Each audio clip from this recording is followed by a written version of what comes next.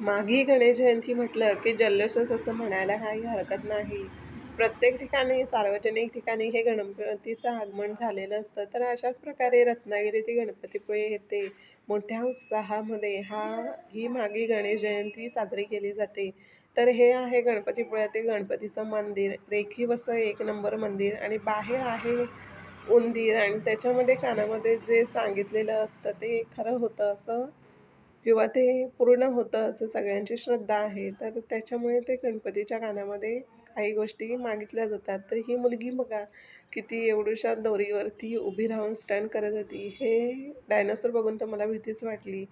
तर अशा पद्धतीने हा निसर्ग सौंदर्य बघत असताना आम्ही गेलेलो जत्रेमध्ये. जत्रेमध्ये सुद्धा विविध असे वस्तू घेण्यासारख्या होत्या.